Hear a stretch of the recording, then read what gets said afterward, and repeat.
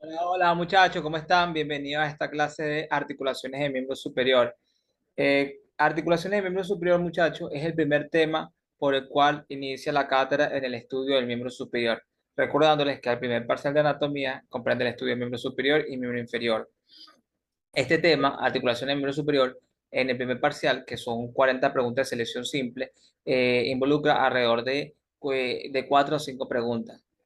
Este tema, muchachos, articulación del miembro superior, es un tema relativamente largo que yo recomiendo estudiar exclusivamente de lo que corresponde las clases del profesor Arbelo, ¿ok?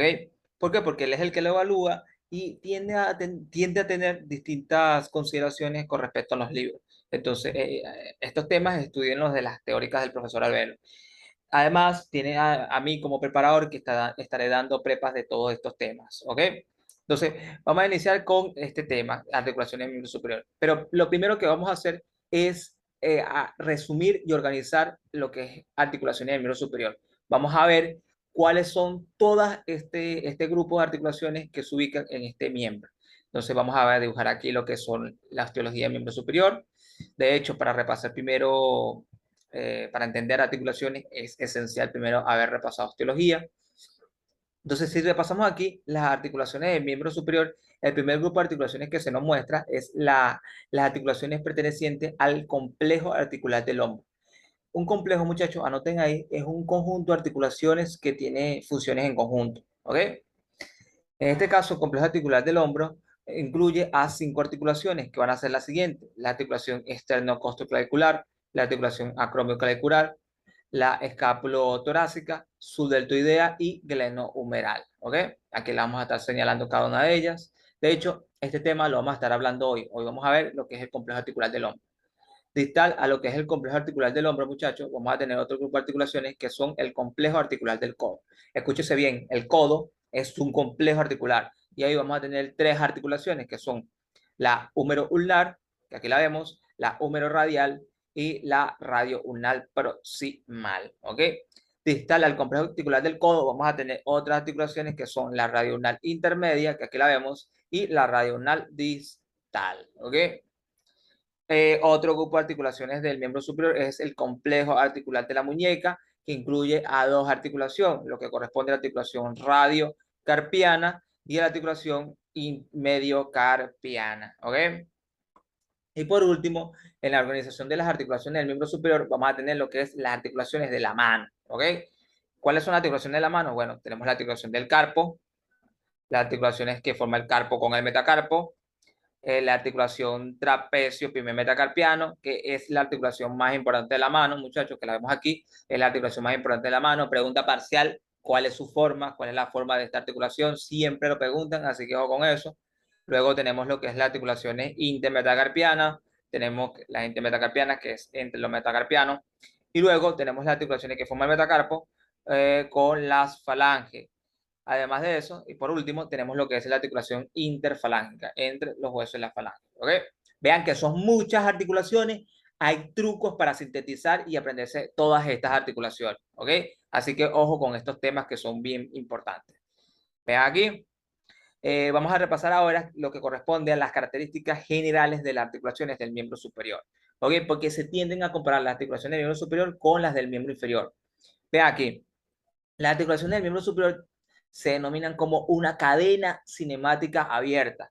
¿Por qué eso es así? Bueno, cadena porque son un conjunto de articulación enlazadas, aquí la vemos, cinemática porque se mueven y abierta porque no están fijas a ninguna superficie, como lo están las del miembro inferior, ¿ok? Que están fijas al piso. En cuanto a su función, vamos a decir que su función es la movilidad y otra característica es que las superficies articulares son incongruentes entre sí a nivel general. ¿Qué quiere decir esto? Que la incongruencia quiere decir que una superficie articular va a tender a ser más grande que la otra. Y esto es así porque queremos que este miembro superior se mueva, ¿ok? Si son muy congruentes, no va a haber mucha movilidad. Por lo tanto, queremos que uno sea más grande que la otra para que se pueda mover y tener un gran rango de movimiento.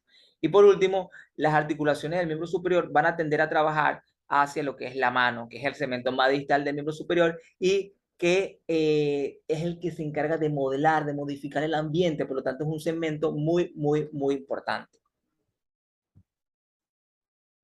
Ahora, ustedes me preguntan siempre, ¿qué tengo que saber sobre cada articulación? Bueno, tienes que saber 4 índices fundamentales. El primero de ellos es conocer las superficies articulares de cualquier articulación, la clasificación biomecánica, medios de unión y por último, saber la movilidad, o sea, qué movimientos realiza y qué musculatura está involucrada. En algunas articulaciones también es importante saber cuál es su inervación y su irrigación, pero no en todas. En todas es fundamental conocer estas 4 cositas. ¿Ok? Ahorita vamos a estar repasando, muchachos, lo que es el complejo articular del hombro. De hecho, este es el primer tema que los recibe al velo en el estudio de las articulaciones del miembro superior. ¿Cómo definimos un complejo? Ya lo dijimos, pero vamos a repasarlo. Un complejo articular es un conjunto de articulaciones que tienen funciones entrelazadas. En cuanto al complejo articular del hombro, vamos a decir que está formado por 5 articulaciones que van a estar ordenadas en 2 grupos. Pero antes de mencionar esas articulaciones, vamos a ver este dibujo que está aquí. Aquí vemos lo que es el esternón, que tiene 3 porciones, una superior que es el manubrio, una media que es el cuerpo y una parte más inferior que es la apófisis sifoide. Aquí vemos lo que es la clavícula, aquí vemos lo que es la escápula y anterior a la escápula vemos el músculo subescapular, vemos lo que es el húmero, ¿ok? Vemos aquí lo que son los arcos costales, entre los arcos costales tenemos unos espacios que son los espacios intercostales, donde vamos a tener los músculos intercostales que lo vemos aquí en rojo. Y sobre ellos y los arcos costales vamos a tener lo que es el músculo serrato anterior, ¿ok? Ahora vamos a ver cuáles son las articulaciones del complejo articular del hombro, que son 5 que van a estar ordenadas en 2 grupos. El primer grupo es las articulaciones de la cintura pectoral o cintura escapular. Ahí vamos a tener 3 articulaciones que van a ser la articulación externocostoclavicular, que la vemos aquí, aquí la vemos. La siguiente articulación es la articulación acromioclavicular. Y por último tenemos la articulación escapulotorácica, que es una articulación falsa, es una articulación fisiológica, no intervienen estructuras óseas aquí, ¿ok? En cuanto al otro grupo, vamos a tener las articulaciones del hombro, que ahí vamos a tener la articulación glenohumeral, que es conocida propiamente como la articulación del hombro, que aquí la vemos. Y por último tenemos lo que es la articulación subdeltoidea, que es una articulación también falsa o fisiológica. Ahora la siguiente pregunta que se nos plantea, ¿cuál es la función del complejo articular del hombro? Bueno, una de ellas es unir el esqueleto del miembro superior al esqueleto axial, que aquí lo vamos representado por el esternón y los arcos costales, darle movilidad a lo que es el miembro superior y por último estabilidad a la porción libre de lo que es el miembro superior. ¿Ok? Nosotros vamos a estar repasando las características de estas 5 articulaciones. ¿Okay? Vamos a empezar por el principio y el principio es la articulación esternocostoclavicular, que también es llamado en los libros es llamado como simplemente esternoclavicular y nuestro profesor también la llama esternocondroclavicular. Vamos a repasar por qué esos 3 nombres. La articulación esternoclavicular o esternocondroclavicular es la articulación, es una articulación sinovial en silla de montar que va a estar formada por lo que es el manubrio esternal que se termina articulando con la extremidad medial de lo que es la clavícula. Además de esto, vamos a tener la participación del primer cartílago del primer arco costal. Vean aquí, muchachos, la extremidad medial de lo que es la clavícula va a ser mucho más grande de lo que es el manubrio esternal. Y por lo tanto, esto es una articulación que se denomina incongruente. ¿Y qué hacemos cuando una articulación es muy, muy incongruente? Añadimos un fibrocartílago. En este caso, el fibrocartílago es el disco articular. Recuerden, ¿cuál es la función de un fibrocartílago en una articulación? Es la triple A: ampliar, armonizar y amortiguar. ¿Ok? Y lo añadimos en esas articulaciones donde las superficies articulares son muy, muy incongruentes. Ven aquí que la extremidad medial de la clavícula va a ser mucho más grande que el manubrio esternal. Algunos autores incluso no meten el primer cartílago costal, por eso denominan simplemente a esta articulación como esternoclavicular. Otros, en este caso nuestro profesor, sí lo mete y por lo tanto es una articulación que tiene 3 superficies articulares: clavícula, manubrio y primer arco costal. Eso nos dice que esto es una articulación compuesta. Compuesta, una articulación compuesta es aquella que tiene 3 o más superficies articulares. ¿Ok? Si ahora la clasificamos propiamente, vamos a decir que esto es una articulación sinovial, porque tiene membrana sinovial. Es una articulación compuesta porque tiene 3 superficies articulares: clavícula, manubrio y primer cartílago costal. De hecho, el cartílago se denomina condro y por eso es que nuestro profesor también la denomina como condro en vez de costal. Es decir, la llama L como externo, por externo, condro por el primer cartílago costal y clavicular por la clavícula. ¿Ok? Es una articulación compleja. La complejidad se la da la presencia de un fibrocartílago, que en este caso es el disco articular. Y por último, es una articulación en forma de silla de montar, porque ambas superficies articulares, es decir, la clavícula y el manubrio esternal, son cóncavos y convexos, pero en diferentes direcciones. En una dirección uno es cóncavo y el otro es convexo, y en otra dirección se invierten los roles. ¿Ok? De hecho, para designar la superficie articular no se toma en cuenta el primer cartílago costal. Y por último, vamos a decir que tiene 2 grados de libertad, por lo tanto es biaxial. Recuerde que un grado de libertad está compuesto por 2 movimientos.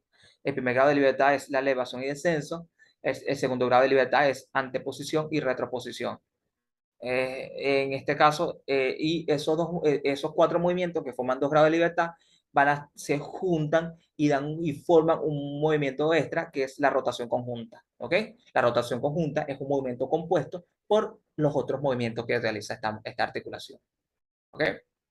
Digo mucho que, lo siento. Seguimos y ahora vamos a repasar lo que corresponda a los medios de unión. Entonces, toda articulación tiene medio de unión cuya funcionalidad es que las superficies articulares, que van a estar recubiertas por cartílago hialino, que son lisas y tienen diferentes formas, en este caso ya lo vemos que sería montar, los medios de unión hacen que las superficies articulares se mantengan en su posición. Cuando una superficie articular no se mantiene en su posición, decimos que ocurre una luxación. En este caso, los medios de unión de todas superficies articulares van a ser lo siguiente: una cápsula articular que cierra herméticamente a las articulaciones y esa cápsula articular va a estar reforzada por ligamentos. ¿Ok? Eso es a nivel general, los medios de unión en todas las articulaciones.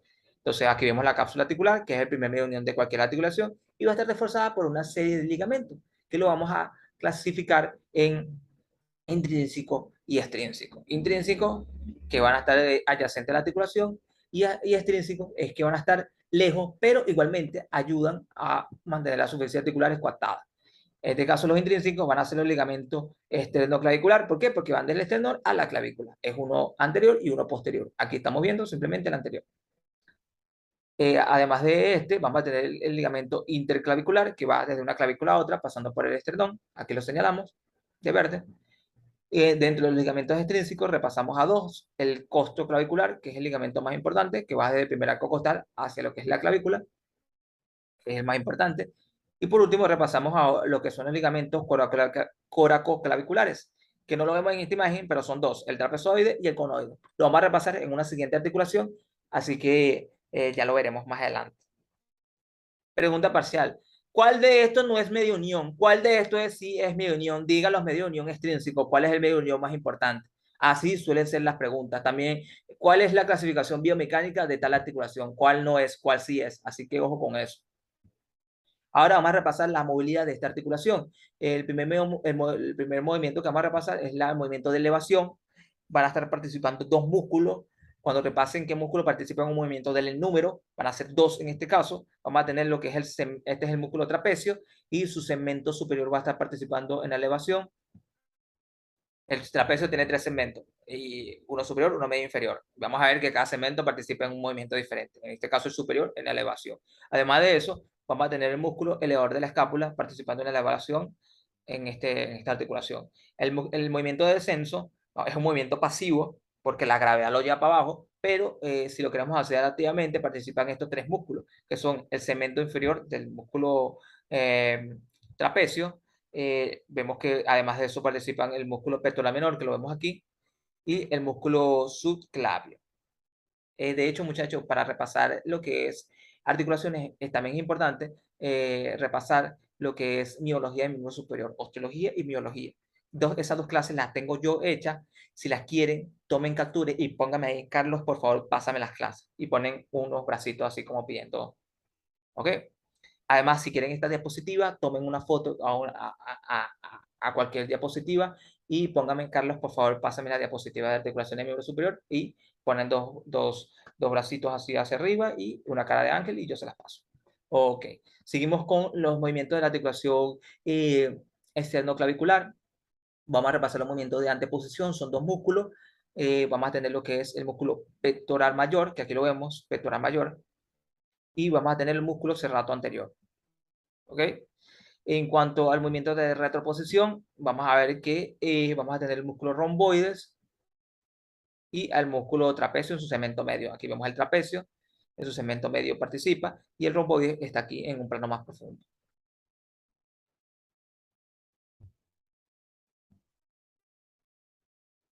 Pasamos ahora a lo que es a la articulación acromioclavicular. La articulación acromioclavicular la definimos como una articulación sinovial plana que va a estar formada entre la extremidad, entre el acromión y la extremidad lateral de lo que es la clavícula. Es una articulación, como decimos, que es plana y va a tener poca movilidad.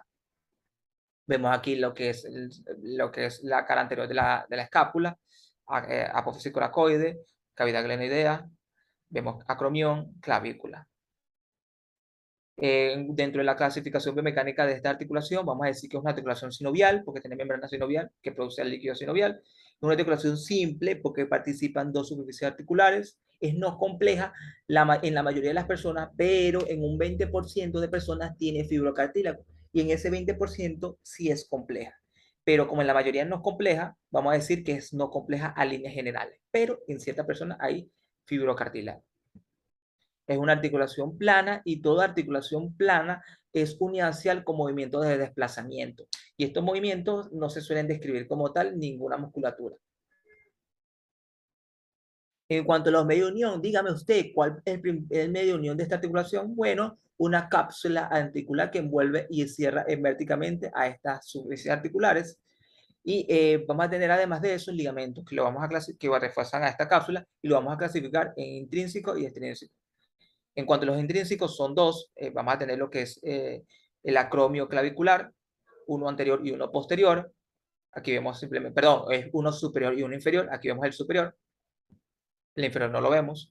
Y en cuanto a los extrínsecos, vamos a tener lo que son los ligamentos trapezoides y conoides, que lo mencionamos en la articulación pasada. Aquí vemos el trapezoide y aquí vemos el conoide. Van desde el proceso coracoide. Aquí hago un paréntesis, es pregunta parcial saber qué músculos se insertan en el proceso coracoide. Son tres. Yo lo dije en una clase, pídame esa clase. Y vamos a ver que estos ligamentos van a ir del proceso coracoide, cierro paréntesis, vamos, estos ligamentos van a ir del proceso coracoide hacia la cara inferior de la clavícula, siendo un medio de unión extrínseco en la articulación acromioclavicular y esternocostoclavicular. Ojo con eso. Hubo una pregunta sobre eso y aquí se las menciono. Esta fue una pregunta del parcial pasado, antepasado y retrepasado. Suelen repetir preguntas, por lo tanto es esencial que repasen preguntas de parciales pasados. Eso es muy, muy, muy importante. Así que su preparador de confianza se lo estará pasando o personas de años superiores también. Vean aquí nos plantean la pregunta. El ligamento trapezoide y conoide se relacionan con qué articulación. Bueno, son la acromioclavicular, donde son medio unión extrínsecos, y los acosto y esternocostoclavicular, donde también son medio unión extrínsecos. Pasamos a la articulación reina del complejo articular del hombro, que es la articulación glenohumeral o conocida también simplemente como el hombro. ¿Ok? El hombro. ¿Qué caracteriza a esta? Bueno, aquí vemos, vamos a repasar esta imagen. Esto es una vista anterior. ¿Ok? Aquí vemos lo que es la cara anterior de la escápula. Aquí vemos lo que es el proceso coracoide. Aquí vemos lo que es el húmero en su extremidad proximal. Vemos lo que es la cabeza, el cuello anatómico, tubérculo menor, tubérculo mayor, entre dos el surco intertubercular, vemos el cuello quirúrgico, ¿ok? Y vemos que la articulación glenohumeral también, o del hombro es una articulación sinovial compuesta entre la cabeza del húmero y la cavidad glenoidea de la escápula. Vean aquí, esta es una articulación ojo con esto, es muy incongruente. ¿Por qué? Porque la cabeza, o como le llama el macho, es mucho más grande que la cavidad glenoidea de la escápula, o como llama el velo, la hembra. Entonces, ¿eso qué hace? Que sea muy incongruente. ¿Y que otorga esa incongruencia? Mucha movilidad a esta articulación. Además de eso, mucha inestabilidad. Por lo tanto, lo que es la luxación del hombro es muy frecuente por esto, porque la cabeza es mucho más grande que la cavidad glenoidea. El macho es más grande que la hembra, como dirían los clásicos de la anatomía. ¿Y qué hacemos cuando sea muy incongruente una superficie, una articulación en sí? Añadimos un fibrocartílago. En este caso, el fibrocartílago rodea lo que es los bordes de la cavidad glenoidea de la escápula y la amplía de tal manera que hace que esta articulación sea más armónica. En este caso, el fibrocartílago se denomina como ladrum o rodete glenoideo, haciendo esta articulación compleja. Entonces, si la clasificamos biomecánicamente, vamos a decir que una articulación sinovial, porque tiene membrana sinovial, es simple porque tiene dos superficies articulares, la cabeza y la cavidad glenoidea de la escápula. El ladrum no se cuenta. El ladrum se cuenta aquí, que es una complejidad, entonces es una articulación compleja. Forma es esférica, donde la cabeza simula una esfera, pero a nivel convexo, y la cavidad glenoidea una esfera, pero a nivel cóncavo. ¿Ok? Ambas calzan y uno es más grande que la otra, y eso es muy incongruente.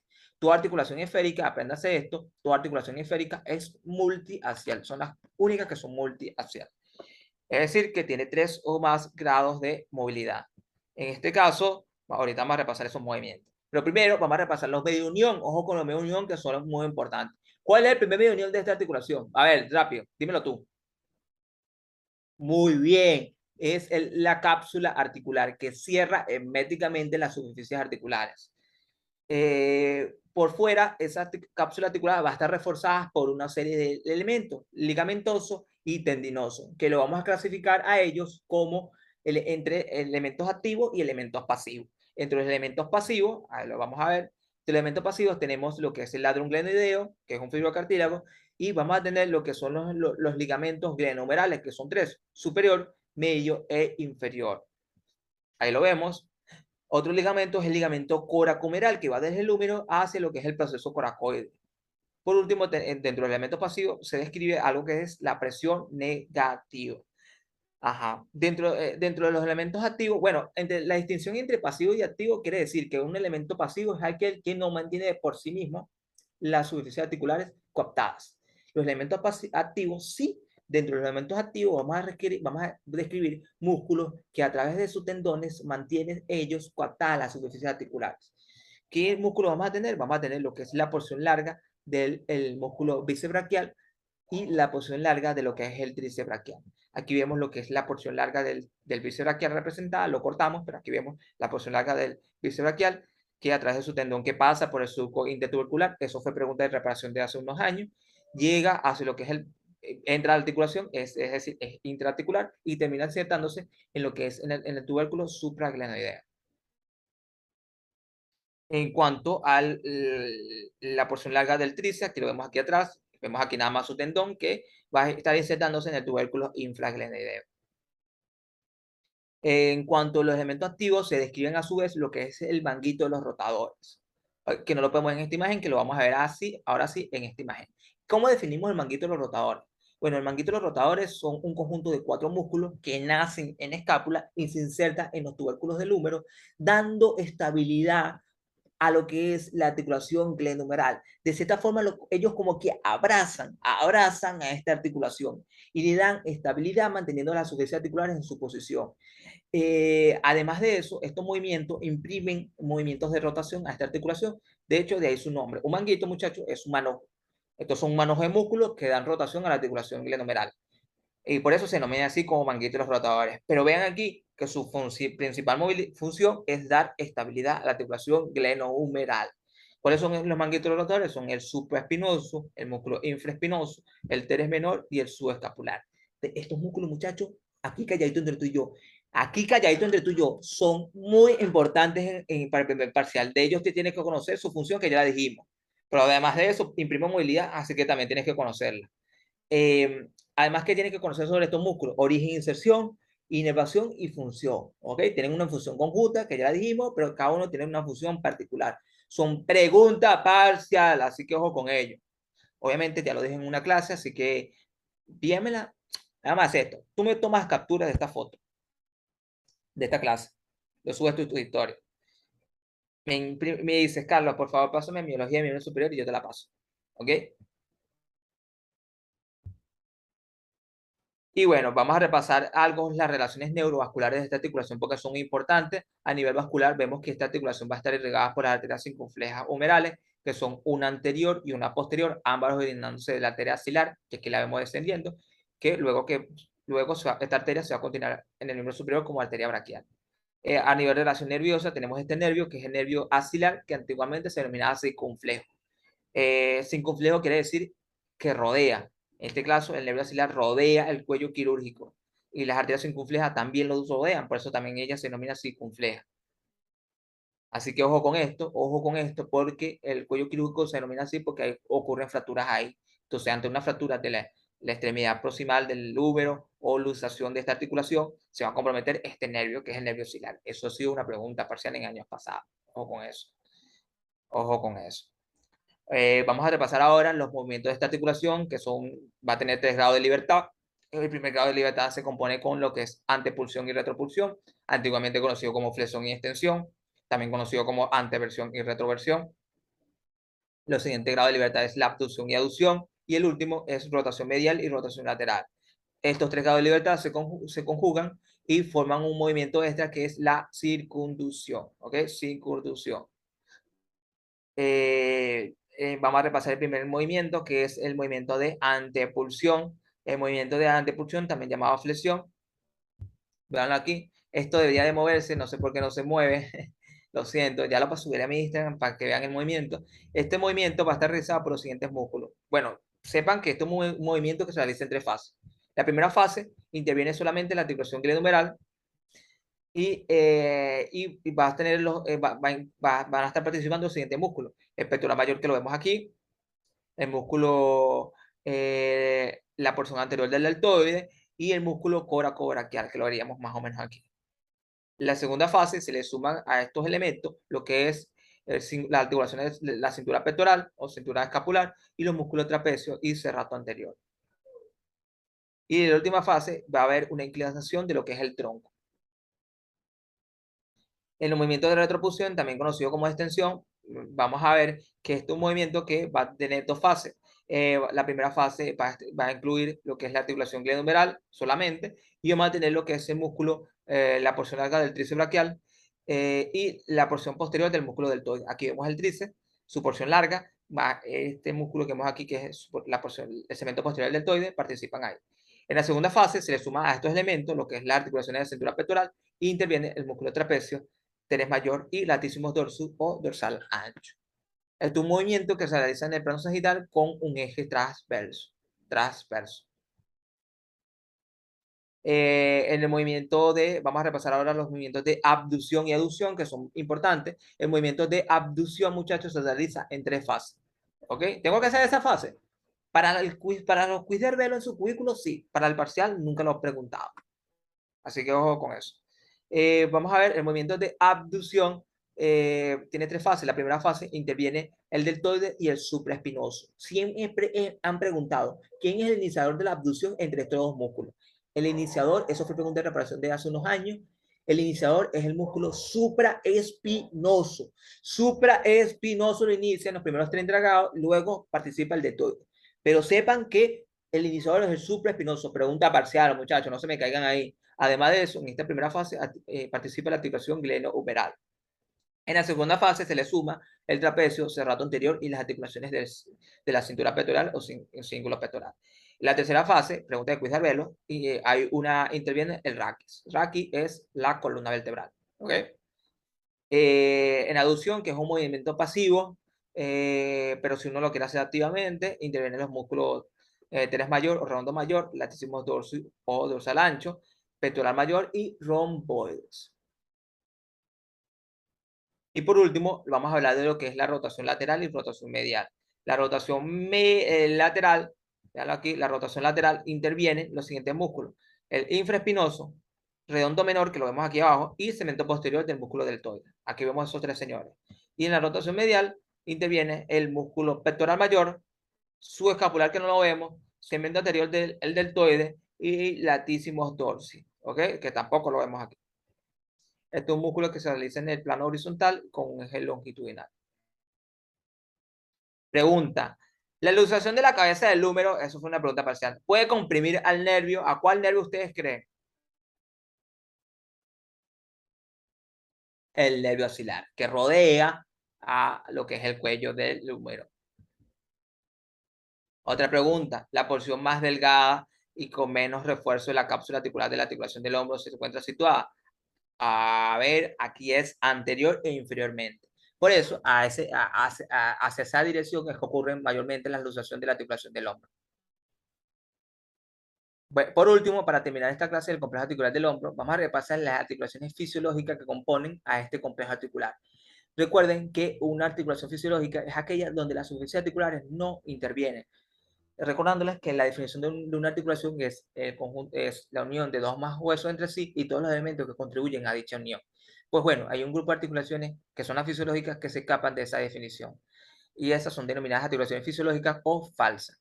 Y vamos a tener en el complejo articular del hombro dos articulaciones fisiológicas, que son la primera de ellas, la escapulotorácica, donde las superficies articulares están compuestos entre lo que es el subescapular y el músculo serrato anterior.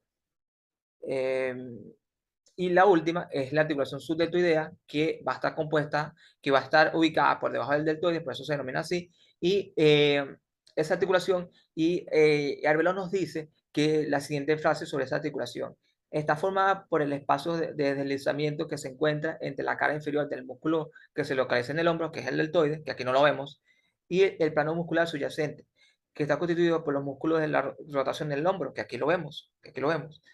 Además, en esta articulación vamos a tener bolsas serosas, que son bolsas que van a estar repletas de líquido, que van a evitar la fricción durante el movimiento de los ligamentos de los músculos rotadores. Aquí vemos una bolsa serosa, que es una bolsa repleta de líquido sinovial, que ese líquido se origina a partir de la cavidad sinovial de la articulación del hombro. Y vamos a hacer un resumen, siempre hagan un resumen de todo porque la ayuda a tener más presente el conocimiento. Y bueno, vamos a resumir las articulaciones del complejo articular del hombro. Aquí vemos, la primera articulación es la articulación esternocostoclavicular, también llamada esternoclavicular o esternocondoclavicular. Tiene esos tres nombres. Su clasificación biomecánica, porque la pueden llegar a preguntar como clasificación biomecánica, es sinovial, compuesta porque tenemos tres superficies articulares, compleja porque tenemos lo que es un disco articular en forma de silla montar y por último tiene 2 grados de libertad y por eso es biaxial. La siguiente articulación es la articulación acromioclavicular. Dentro de su clasificación biomecánica vemos que es sinovial, simple, no compleja en la mayoría de las personas, en algunas sí lo es, plana y uniaxial. La articulación plana es uniaxial. La siguiente articulación es una fisiológica, que es la escápula torácica, donde las superficies articulares son dos músculos, el subescapular y el serrato anterior. Ya no se le escribe clasificación ni nada de eso, sino que simplemente esto. En cuanto a la siguiente articulación es la articulación glenohumeral, también conocida como articulación del hombro, muy, muy incongruente, cuya clasificación mecánica es la siguiente: sinovial, simple, compleja, esférica, multiaxial. Y por último tenemos la articulación subdeltoidea, una articulación fisiológica, que obviamente no tiene clasificación.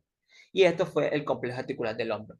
Muchachos, decirles que yo voy a estar dando lo que es articulaciones, voy a estar dando prepas de toda anatomía, ya llevo muchos años en esto, así que espero verlos ahí. Si no, sean libres de preguntarme cualquier cosa. Lleven la diapositiva poniendo una captura de esta clase en sus historias.